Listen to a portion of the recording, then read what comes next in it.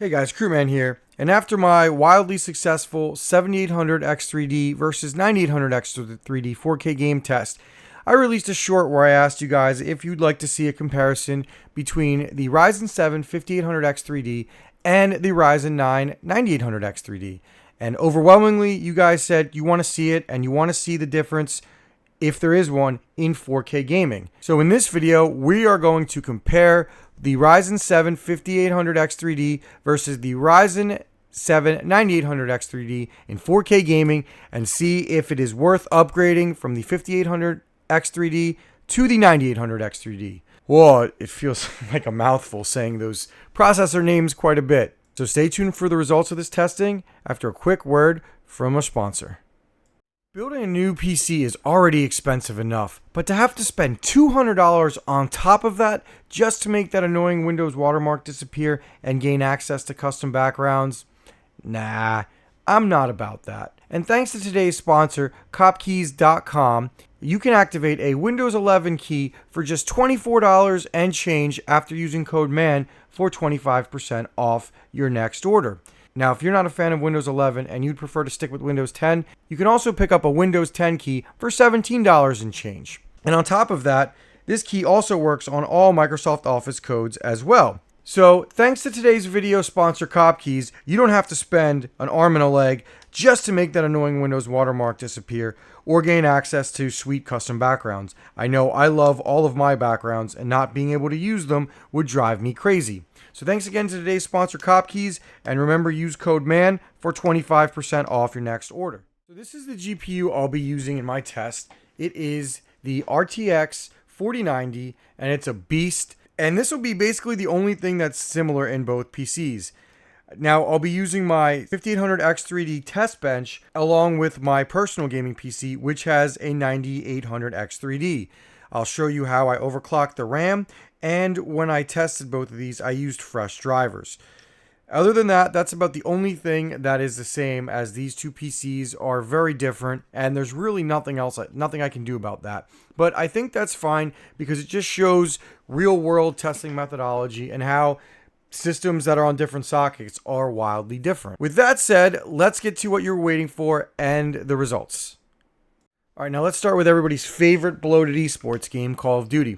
You can see the 5800 X3D paired with the 4090 on my LG CX 120Hz 48-inch 4K monitor is getting 144 FPS. Now, when we swap to the 9800 X3D, we actually get 3 FPS less. Now, I don't fully know why, but if I had to guess, I would think that maybe I am using higher quality RAM on the 5800X test bench versus my personal PC with the 9800 X3D, but I can't say for sure. But it's basically within the realm of error, and essentially they play basically the same on both platforms. Next, let's take a look at Cyberpunk 2077. This is basically the gold standard of PC gaming. This is what I use to test my ultra high-end AAA games with heavy ray tracing.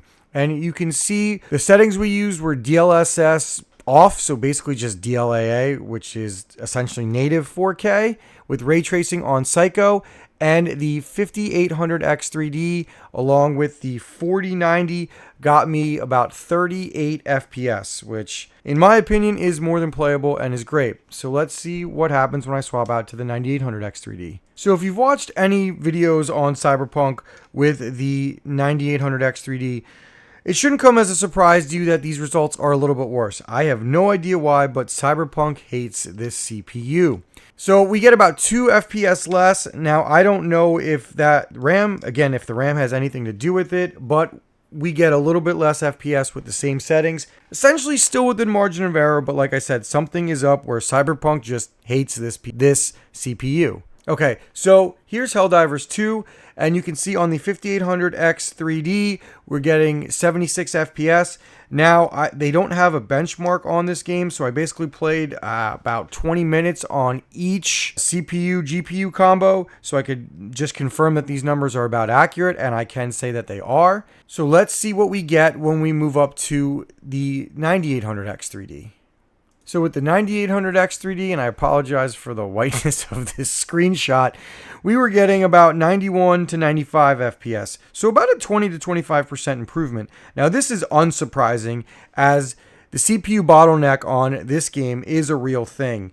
If you're a big Helldivers fan and that's all you play exclusively 24/7 365, maybe this isn't a bad upgrade. Alright, so you'll see similar results with Space Marine 2, another game that is also CPU bound. We are getting about 78 FPS playing on the 5800X3D 4090 combo. Now again, I did the same testing as there's no benchmark, so I played the same 10 minutes of the same area, and we were getting, like I said, this number is about what we were getting on average. So moving up to the 9800X3D, we went up to about 95 to 97-ish FPS on average. Definitely a noticeable performance improvement. Again, this is another CPU-bound game, so this is where you'll really notice the difference. So should you upgrade?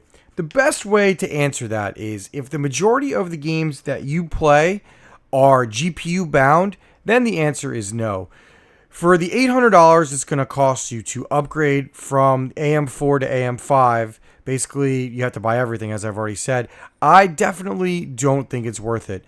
Depending on the GPU you own, you're better off taking that $800 and basically getting you 3/4 of or 4/5 of the way to a 4080 Super if you don't already have a 40 series GPU, which will allow you to play basically anything you want on 4K with a pretty good FPS for quite a while.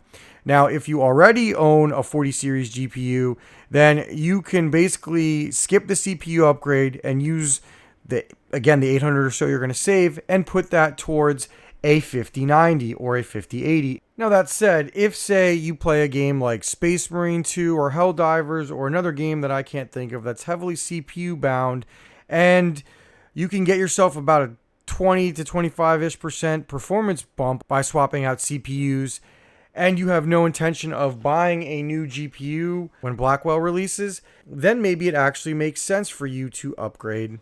So to recap, is it worth upgrading? Probably not for most people, as it's not just the cost of the CPU, you have to get new motherboard and RAM as well. But if you are interested in picking up either one of these CPUs or any of their close comparisons like the 7800X3D or the 5700X3D, I'll put affiliate links down below. They all go to helping the channel. And thanks again to our sponsor, Kopkeys. If you're looking for a cheap Windows key, please go ahead and check them out as well. I hope this video helped. I know a lot of people are going to tell me that it's a waste testing 4K results because you can easily figure out the results by looking at 1080p.